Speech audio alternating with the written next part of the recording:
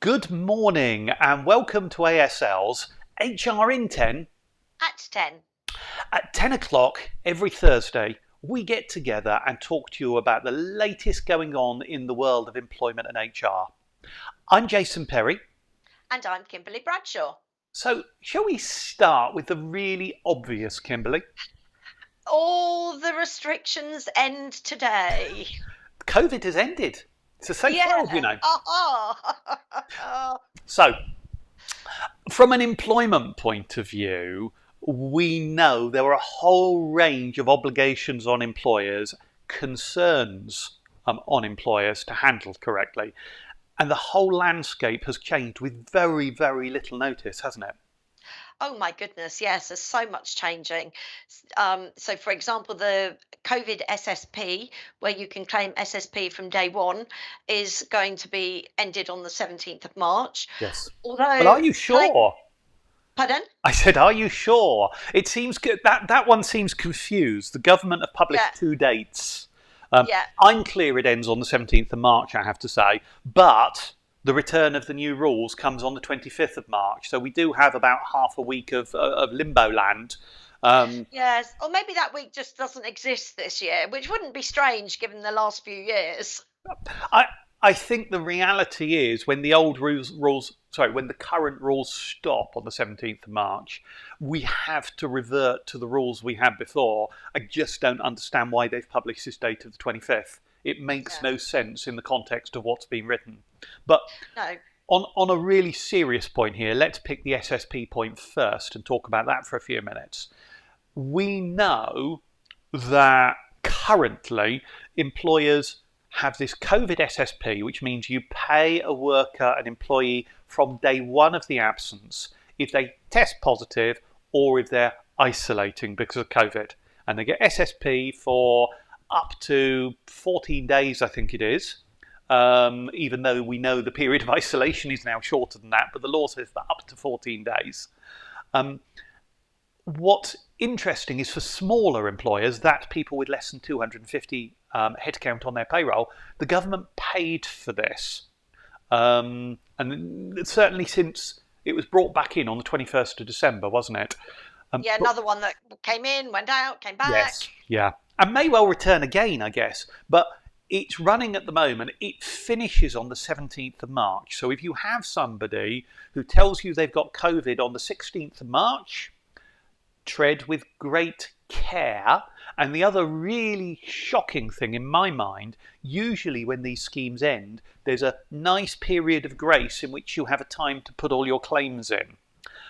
It ends on the 17th of March. If you have not submitted your claim for COVID SSP by the 24th of March, you are too late. Yes, it's going to generate a lot of extra paperwork for small employers, isn't Yeah. it? Um, I think for many, most good payroll platforms have made this relatively straightforward. yeah, I know our payroll platform, we just click a button and out comes a COVID SSP report. And yes, you have to log into the government gateway to your PAYE account and type in some numbers, but it really isn't very onerous.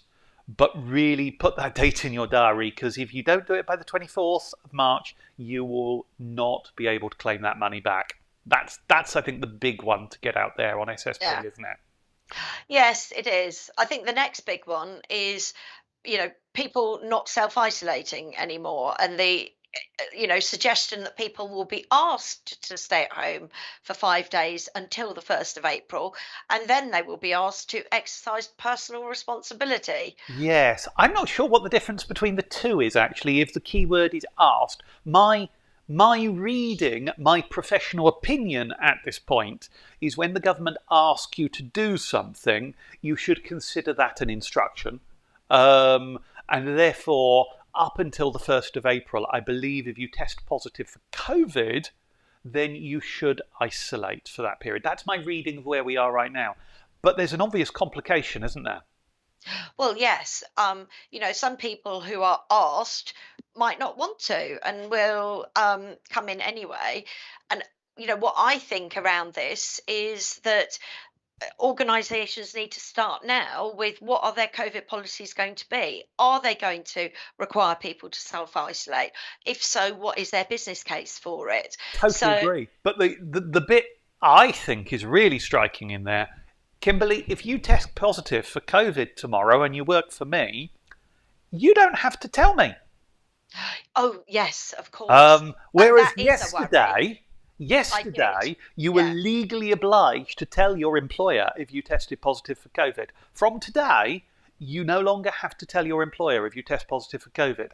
That's a big change and actually makes it quite tough for an employer to handle, doesn't it?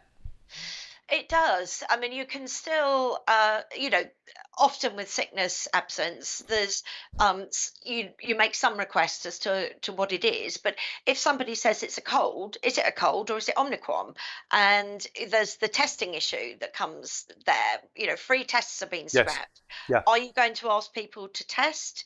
And if so, are you going to provide them? There's so much to this topic. I don't know where to go Well, next. yes, but again, sticking with that requirement to tell people again. I mean, you've got two scenarios, I guess. You've got Yeah. somebody coming in who's visibly unwell, who's tested positive and chosen not to tell you. How are you going to handle that? And the only way, as you say, is by having clear policies. Yeah. You've equally got another scenario of somebody not being particularly unwell, testing positive for COVID, and coming into work not being obliged to tell the employer and no one noticing. So we have a range of scenarios to think about. But you, relatively early on in this discussion today, said, I think the answer is policies, and I think you've nailed it. Yeah. The Along difficulty, with employee engagement, yes, obviously, you've got to take people along with you and give them the reasons why it's important that they report it. yes. There's the clinically extremely vulnerable people to. Mm. That's a whole other topic we can go on to at some point. This is Um, HR in 10 minutes, not HR in 10 hours, though, I feel I yeah, need to or point 10 out. days even. So yeah, I think, create your policies through using employee engagement and take your staff with you. Don't impose, Yes. because then they're less likely to respond positively. Yeah.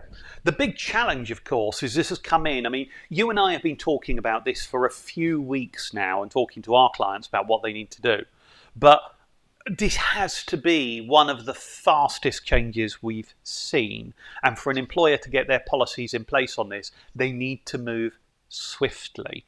Now, Yeah. one of the bits that I find very interesting is up until yesterday, there was a legal obligation on an employer to consider COVID when writing its risk assessments, when doing safety audits. Hmm. As of today, that requirement has disappeared also. Yeah. Oh, I just see excuse a me. cat Yes, sneaking into the just screen alongside encouraging you. her away. Yes. But that requirement's disappeared. But what's really, really important to focus on is, as an employer, you are still legally responsible for the safety of your people, your customers, the environment you provide. And if COVID's still out there, you can't just go, I don't have to do this anymore. You're still obliged, aren't you? Yes, and I think, risk assessments are crucial alongside the policies, but it's, I think, helping employees understand the responsibilities that employers have is one of the key reasons why you can engage employee engagement, in order to take people along so that everybody feels reassured about coming in. Everybody knows that there's a plan. If we get another variant that's not as that's far more difficult, Mm. then what's going to be done. Yes. People need to feel reassured and that everything is being considered for their safety. Yeah, yeah. I mean, there's a couple of bits there as well. I mean, you touched just now on testing. We know free testing is going to end on the 1st of April. But if, as an employer, you still want to run a COVID safe workforce, you may actually be asking your people to test if they're unwell. Now, my professional expert opinion is, if you're doing that, as an employer, you have to buy the tests for your staff. You can't ask them to buy them. Yeah.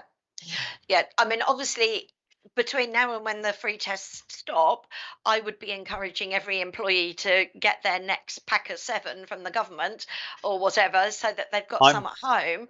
but equally, they Yes. will employers will have to buy them longer term. Yes, but I think that we may actually find ourselves in shortages now because I think everybody will be doing that. So you may actually find yourself having to buy them early anyway. But A, you're going to have to buy the tests. B, another really important thing, if you're going to ask people to isolate and COVID SSP has disappeared, are you going to pay your staff, SSP from day one? And are you as an employer going to foot the bill? If you send your people home when there's not a legal requirement to do so, you have to pay them full pay, don't you? Oh, absolutely. Who's going to go home and be happy to be on SSP when they think they're all right to work? Yeah, that's a key one. Do you know, I was about to raise, and I'm not, I'm just going to put it out there as a teaser now. I was about to say, what about 0 hours contracts? But this is HR in 10, and it's just been HR in 11, Kimberly. Again. So for now, I think we've just done one subject for a whole 10 minutes. That's probably a first. But for now, we wrap up for this week, and we'll be back the same time next week. So thanks for watching. Thank you, Kimberly. Thank you, Jason. Look